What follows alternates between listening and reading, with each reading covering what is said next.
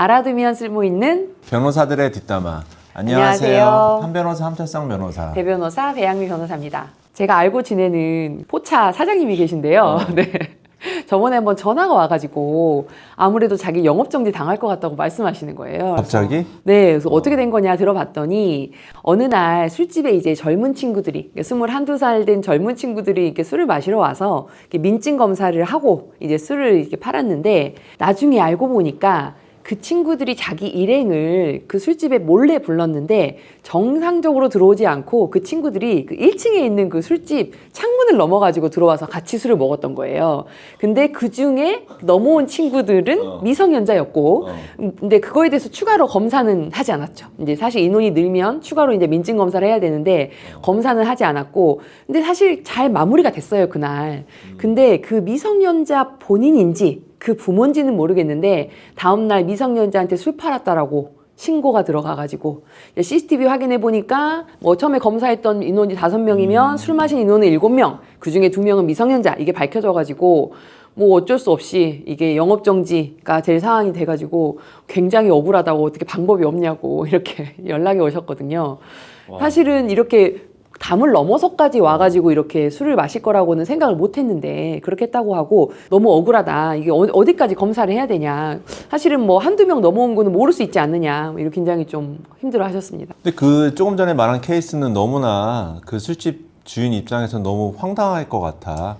왜냐면 일단 한번 들어오고 난 뭐 사람들에 대해서는 크게 신경도 안 쓸 테고 맞아요. 이미 5명에 대한 신분증 검사까지 완벽히 마쳤는데 과연 창문 넘어온 애들까지 다 인지할 수 있었을까? 네, 어렵죠. 게다가 이제 뭐 그 친구만 있는 게 아니라 가게에 손님도 많고 그러니까. 뭐 한참 뭐 잘 팔리는 시간이면 정신이 없잖아요. 근데 그래도 이 경우는 추가된 인원수를 좀 알 수 있는 상황이었는데 민증을 확인하지 않았으면 처벌을 받거나 영업정지 당해도 사실은 할 말이 없는 케이스이긴 합니다. 그러니까 일단 청소년 보호법의 기본적인 취지가 누구든지 청소년에게 청소년 유해 약물, 주류 포함을 판매해서는 안 된다라는 게 기본적인 대원칙입니다.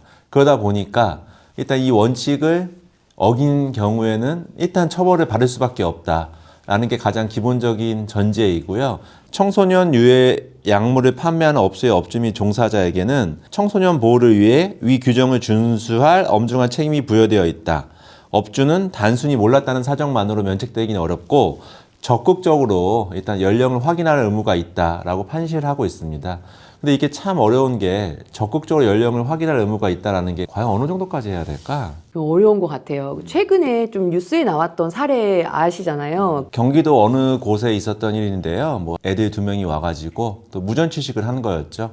무전 취식을 한 다음에 또 일주일 있다 동일한 건물 내에 있는 또 다른 식당에 가서 똑같이 무전 취식을 하다 걸렸는데 술도 한두 잔씩 한 것 같습니다. 자기네들이 음주를 했다는 사실을 빌미로 해서 오히려 업주를 이 청소년 보호법 위반으로 고발한다고 공갈까지 한다고 했던 사안인데요. 업주 입장에서 되게 황당했던 게 업주는 그 당시 아마 모바일 신분증까지 다 QR코드까지 확인을 해서 신분증 확인을 해서 술을 판매했는데 나중에 알고 보니까 이 모바일 신분증 자체도 모바일 신분증 위조해주는 어플리케이션이 있다 보니까 그 어플리케이션을 통해 가지고 얘네들이 신분증을 위조한 사안이었던 케이스를 얼마 전에 제가 한번 뉴스에서 본 적이 있습니다. 요즘에 그 어플이 너무 잘 돼가지고요. QR을 찍어서 이렇게 확인을 하고 이렇게 단순히 사진 캡처가 아니고 이렇게 버튼 눌러서 이렇게 넘기게 돼 있는데 그게 다 작동이 된다는 거예요. 그럼 솔직히 누가 그거를 보고 아 이거는 가짜다 진짜다 구별할 수 있겠어요. 네.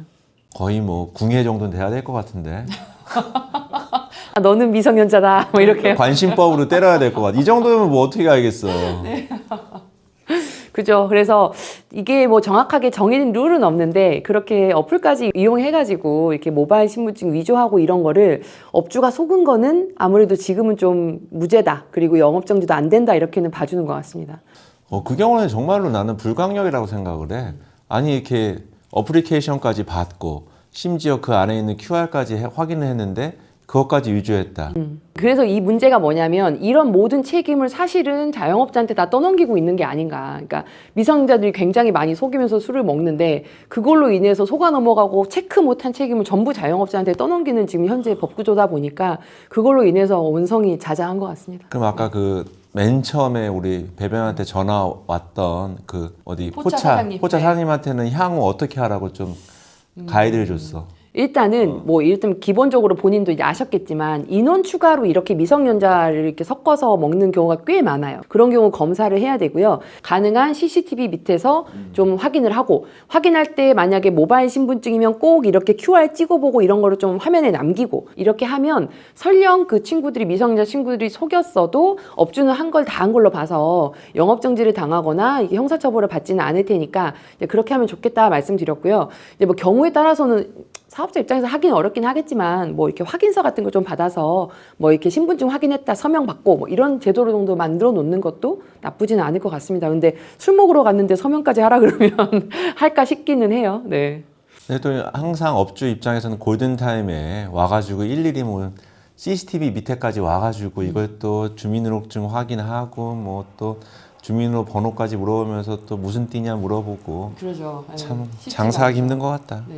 근데 이 경우에 만약에 아까 말한 것처럼 그 신분증을 위조하거나 뭐 형의 신분증을 대신 제시하거나 이럴 경우에 미성년자도 처벌을 받아야 되잖아. 받아야 되죠. 근데 그 처벌이 너무 가벼운 것 같아. 늘 그렇지만 소년이다 보니까 소년법 적용이 되면서 상대적으로 처벌은 약한 것 같아요. 예를 들어서 아까 주민등록증을 가짜로 만들어서 제출하면 주민등록증은 공문서잖아요. 그래서 공문서 위조랑 공문서 위조된 공문서 행사한 죄 뭐 이런 거에 해당하고요. 그러면서 음식을 공짜로 먹고 튀었다. 그러면 이건 이제 취식 사기라고 하거든요. 사기죄에 해당해서 엄밀히 말해서는 처벌이 되는데 실제로는 이 정도를 가지고 미성년자한테 센 처벌을 하지는 않죠. 그러다 보니까 미성년자들이 더 당당하게 나 미성년자니까 나를 신고하면 네가 더 처벌될 걸. 그러니까 나 공짜로 먹고 갈게. 이렇게 대놓고 사기를 치는 애들도 굉장히 많다고 합니다. 오히려 그럴 경우에는 업주들한테 공갈한 게 아닌가 싶어. 공갈죄로 이 미성년자 애들을 좀 엄히 다스려야 되지 않을까. 공갈죄도 되죠. 그래서 실제로 이거를 상습적으로 한 사람들이 공갈죄로 처벌된 사례도 있는데요. 먼저 미성년자가 편의점에 가서 담배를 사는데요. 원칙상 편의점 아르바이트생이 당연히 신분증을 확인했어야 되는데 이제 안 하는 경우들이 있죠. 특히 편의점에 담배 팔 때 꼼꼼히 못 하는 경우가 있는데 그래서 안 한 편의점이 있으면 거기에 좀 이따 이제 문신한 형이 찾아가가지고 내가 방금 출소했는데 너 좀 전에 미성년자한테 담배 팔았더라 이러면서 이거 걸리기 신고 당할래 아니면은 뭐 50만 원 줄래 100만 원 줄래 이러면서 돈을 뜯어낸 케이스가 있었고요. 이거를 혼자 한 군데서 하지 않고 여러 군데 그 일대를 돌면서 했나 봐요. 그래서 그게 소문이 나면서 한 편의점 업주가 용기를 내서 그래 우리가 뭐 우리 아르바이트생이 확인 안 한 건 맞아 내가 그것 때문에 처벌 받더라도 나 얘네들은 집어넣어야 되겠다 라고 신고를 해가지고요 결국 잡혔죠. 잡혀서 공동공갈 혼자 하지 않고 여럿이 했으니까 공동공갈로 문제가 돼가지고 실제로 처벌받았던 사례가 있는데 이게 여러 번 반복되고 금액이 뭐 500 이렇게 넘어가면 징역형 정도 나올 수 있을 것 같고요. 그리고 한두 번 한 애들은 벌금 뭐 그 정도로 마무리되는 것 같습니다. 다행스럽게도 2024년서부터는 어느 정도의 업주가 적극적인 뭐 확인 절차를 취했다면은 영업 정지를 일단 뭐 감면해 준다, 뭐 면제해 준다라는 기본적인 스탠스 자체가 바뀌었기 때문에 입증 책임을 좀 많이 전환한 것 같습니다. 그래서 저는 업주의 부담이 경감되지 않았을까. 이 점은 참 전 정권에서 잘한 것 같다. 아, 네. 유일하게 잘한 건 아니겠죠? 네. 왜 이렇게 또 이게 잘못한 것만 찾으려고 그래. 네.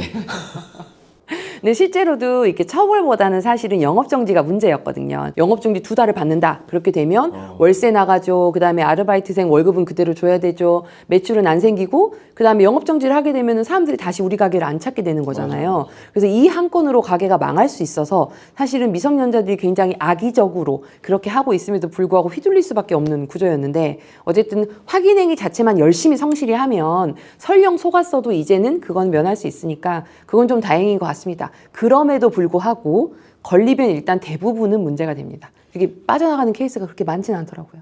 그래서 예전에 지나가다 보면은 이렇게 플랜카드 붙인 데가 가끔 있거든요. 아, 네. 나한테 속인 이 미성년자 놈들 내가 끝까지 한번 지켜보겠다. 그래서 내가 나중에는 얼마나 니네 잘 사는지 한번 보겠다. 그러면서 또 손님들한테는 제가 이런 일을 당해가지고 영업정지 2개월 받았으니까 그 후에도 우리 가게 많이 애용해 주십시오. 저는 이런 선량한 피해자입니다. 라고 또 웃지 못할 광고를 하시는 분도 있더라고. 네. 얼마나 답답했으면 그렇겠어. 그렇죠. 네. 그리고 제가 생각하기에는 뭐 미성년자가 신고하겠다고 요구할 경우에는 저는 일단 과감하게 일단 미성년자 공갈죄로 일단 고소하는 것도 하나의 방법일 것 같습니다. 더 이상 거기에 계속 끌려다니다 보면은 나중에 오히려 더 크게 일이 좀 커지지 않을까 그런 경우도 있을 것 같습니다. 지금까지 한 변호사 배 변호사였습니다. 안녕.